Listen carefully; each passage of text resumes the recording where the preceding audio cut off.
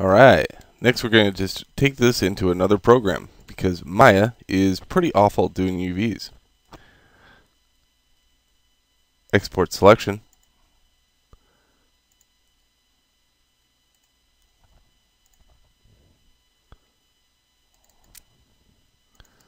I'm going to export this as an OBJ.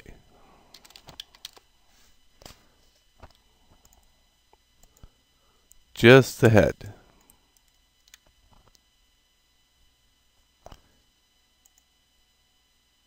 Open up Blender. Choose the Maya default preferences. X to delete anything in the scene. I don't need any of this stuff. Also, user preferences. Go to input, invert zoom direction. I'll just hit save as default. Import OBJ.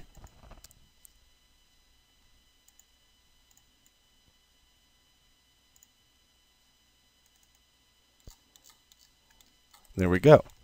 I'm going to leave it where it's at. Don't move it because when you go to put it back into Maya, it'll be in the same place.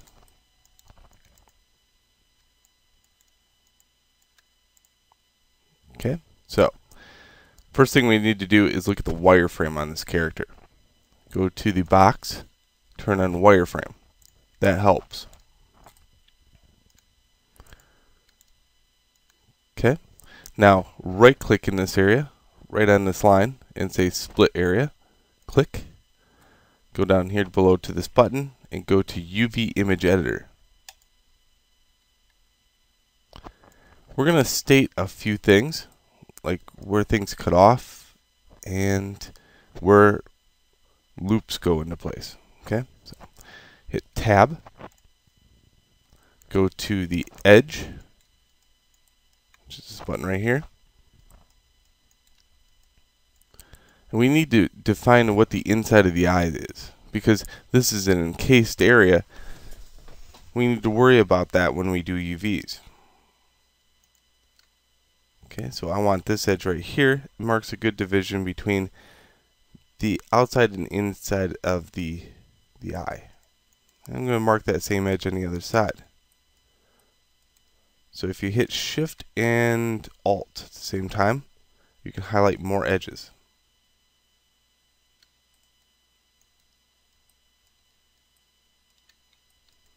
Is it the same one? No, it's the next one in.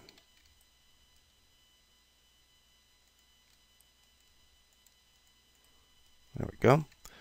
So over here we have a thing called Mark Seam. Just hit it, and now they turn orange. This is where a seam will appear.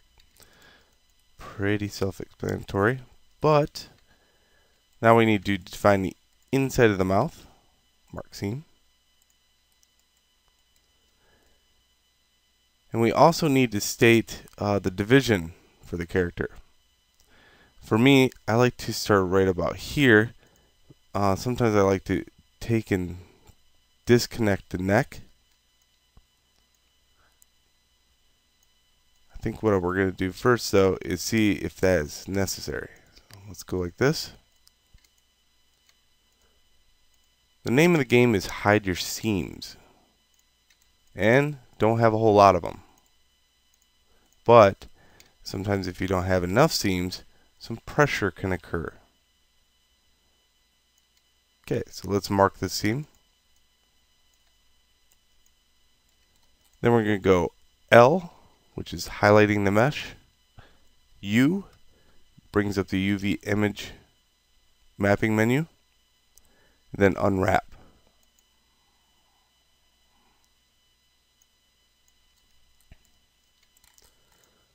And there we go. That's all really is necessary. Now we can bring it back into Maya. Again, the students that I'm teaching are used to Maya. So Blender is just an addition that I'm adding to their toolbox. So that's why we have to take it back to Maya.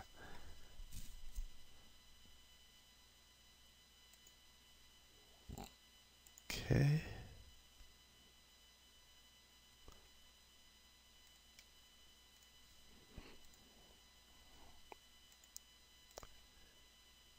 We're going to delete the old one and import the head. It's going to turn out like this. Click on it, right click, assign existing material, Lambert 1.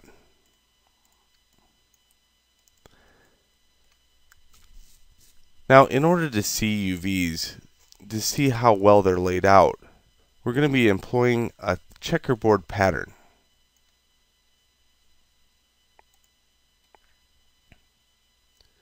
You could generate this pattern within Maya, but I like to generate the pattern via Photoshop.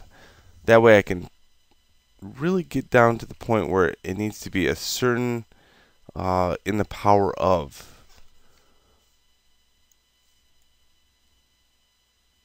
So to start out with, we go File, New, and you can either start 256 or 128. I'm going to say 128. It makes a tighter pattern.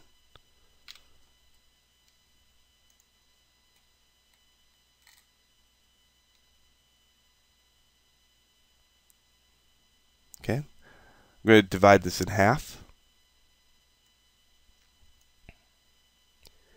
And how I'm finding the half period is it sticks. Like when you drag this, you see how it's kind of sticking in the center there? So that's telling me it's 1/2. You could also show pixels. That would be nice.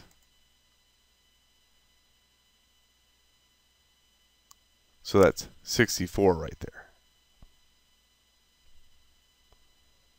Okay, making a marquee selection from the corner to right here. And I'm going to fill this in with a neutral gray.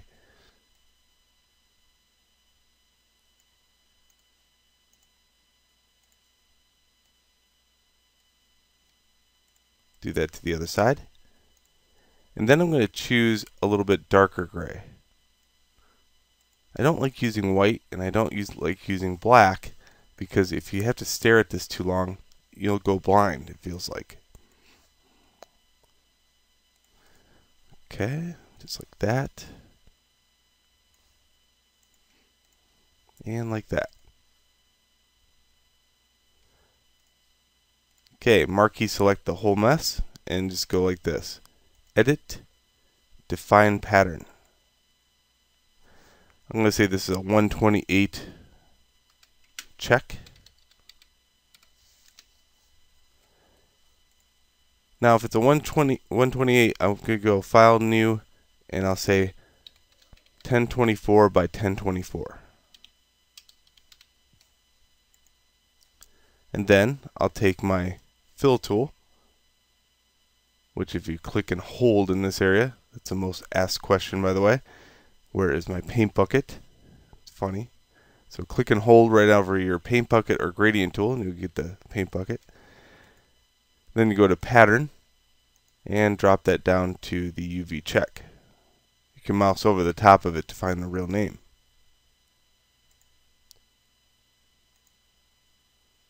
Bingo. Now if you made a 256 pattern, you can make a texture that's 2048 by 2048. But I like using this smaller pattern for this.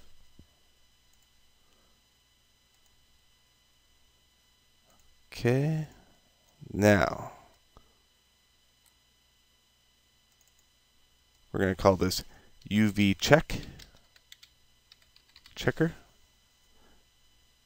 I'm going to be using TGA. Hit save. 24-bit.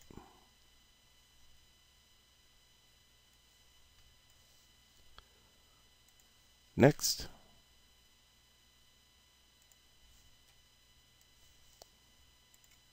I'm going to go to desktop. Pull that up. Go into Hypershade.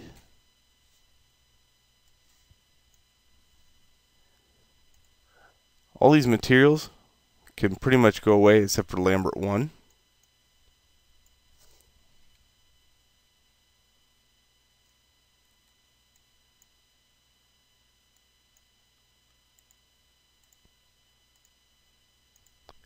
Any textures in there, get rid of them.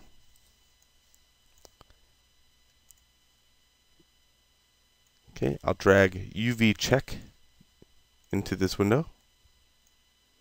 That's going to go into the texture bin. Then we'll make a new material. Call it UV checkers. Middle mouse button, click and drag it to the ball and go to color. Then middle mouse button, click and drag it to the mesh. And hit 6 on the keyboard. There we go.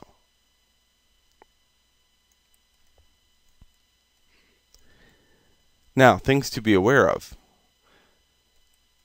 What we're looking for is squares. Okay? Not necessarily lined up perfect, but square. And as much square as I see, that means it's going to be a very uniformed texture. Now also, we do not want large changes of the size of the square. In other words, the transition between this size and this size is okay. But if this size was really small and this size really big, what we're going to get is a higher texture resolution in one area than the other. In this case, it's going to be in the neck area where it's going to be hid anyway by the coat.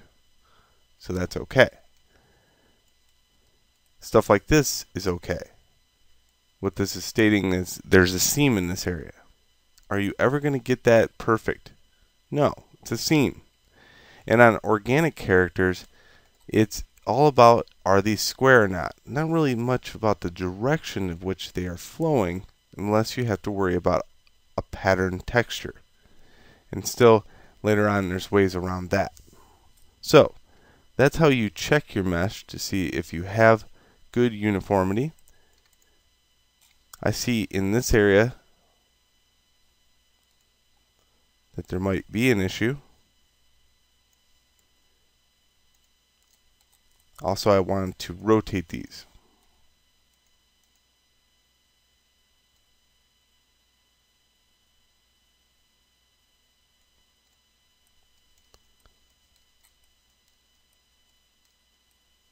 Okay, in this area right here, we're getting a little bit of a distortion, and that's primarily caused by that interior edge.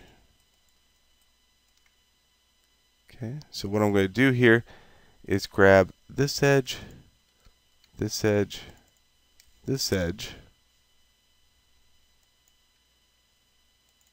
and that edge, holding shift.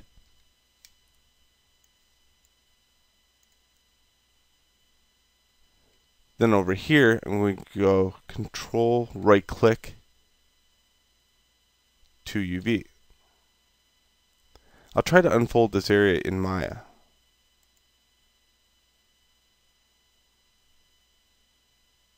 Okay, much better.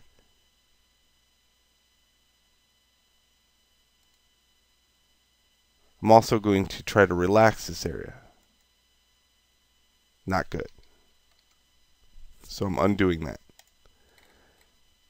If the area is too relaxed, it's going to be very hard to do the actual texture process in this area. So rather than do that, I chose to unfold and then manually move these. I know, bold maneuver, right? It also helps if they are closed in some nature, but I guess that doesn't really matter. You're just going to have to do some extra texturing in this area to get the lips right.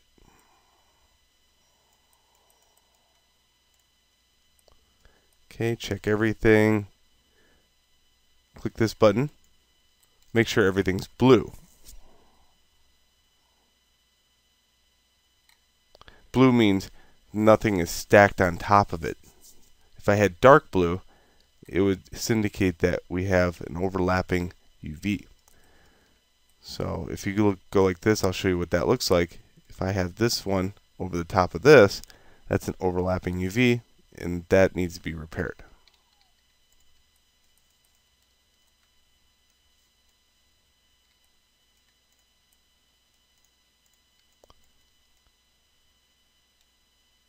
Good. Alright, so there's doing the UVs on the head. Let's now use that same workflow for all the meshes in Maya.